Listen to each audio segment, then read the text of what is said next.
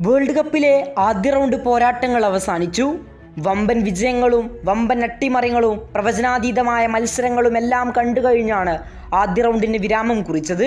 രണ്ടാം റൗണ്ട് മത്സരങ്ങൾ തുടങ്ങി. നമ്മൾ വേൾഡ് കപ്പ് തുടങ്ങുന്നതിന് മുമ്പ് വേൾഡ് കപ്പ് നേടുമെന്ന് ഉറപ്പിച്ച പല രാജ്യങ്ങളുടെയും റിസൾട്ട് അമ്പരപ്പിക്കുന്നതായിരുന്നു, പ്രത്യേകിച്ച് സ്പെയിനിൻ്റേതെല്ലാം. വേൾഡ് കപ്പ് നേടാൻ പലരും ഏറ്റവും കൂടുതൽ സാധ്യത കൽപ്പിക്കപ്പെട്ട സ്പെയിനാകട്ടെ കുഞ്ഞന്മാരായ കബ്ബർദയോട് സമനില വഴങ്ങി.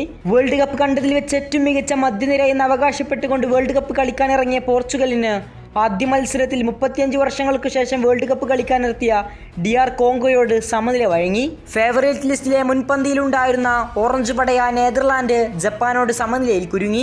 ഫേവറേറ്റ് ലിസ്റ്റിലുണ്ടായിരുന്ന പല വമ്പന്മാരുടെയും മത്സരഫലങ്ങൾ ഇങ്ങനെയായിരുന്നു. പക്ഷേ ആദ്യ മത്സരം കൊണ്ട് മാത്രം ഒരു ടീമിനെ വിലയിരുത്താനാകില്ലെന്ന് കഴിഞ്ഞ തവണ അർജന്റീന കാണിച്ചു തന്നതാണ്.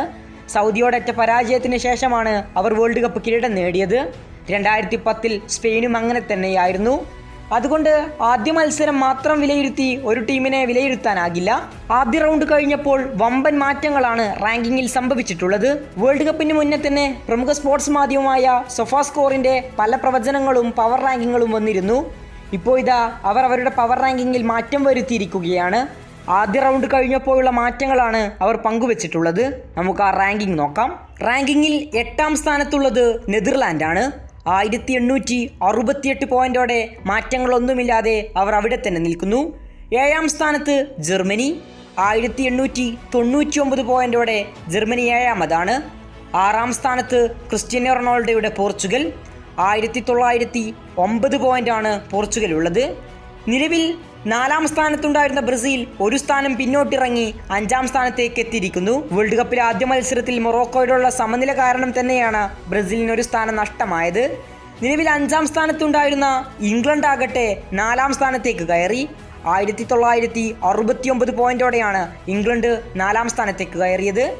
1ാം സ്ഥാനത്തുണ്ടായിരുന്ന സ്പെയിന് 2 സ്ഥാനം പിന്നോട്ടിറങ്ങി 1978 പോയിന്റുമായി 3ാം സ്ഥാനത്തെത്തി. മൂന്നാമതുണ്ടായിരുന്ന അർജന്റീന അൾജീരിയക്കെതിരെയുള്ള വമ്പൻ ജയത്തിന് പിന്നാലെ തന്നെ ഒരു സ്ഥാനം മെച്ചപ്പെടുത്തി 2ാം സ്ഥാനത്തേക്ക് ഉയർന്നു. 2039 പോയിന്റോടെ റാങ്കിങ്ങിൽ അർജന്റീന 2ാം സ്ഥാനത്തെത്തി. 1ാം സ്ഥാനത്ത് കഴിഞ്ഞ വേൾഡ് കപ്പിലെ റണ്ണേഴ്സപ്പുകളായ ഫ്രാൻസ് ആണ്. വേൾഡ് കപ്പിന് മുന്നിൽ 2ാം സ്ഥാനത്തുണ്ടായിരുന്നവർ ഒരു സ്ഥാനം മെച്ചപ്പെടുത്തി 2042 പോയിന്റോടെ റാങ്കിങ്ങിൽ 1ാം സ്ഥാനത്തെത്തി.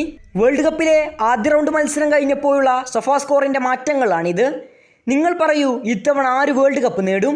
ആദ്യ റൗണ്ട് വിലയിരുത്തി നിങ്ങളുടെ ഒപ്പീനിയൻ എന്താണെന്ന് നോക്കാം.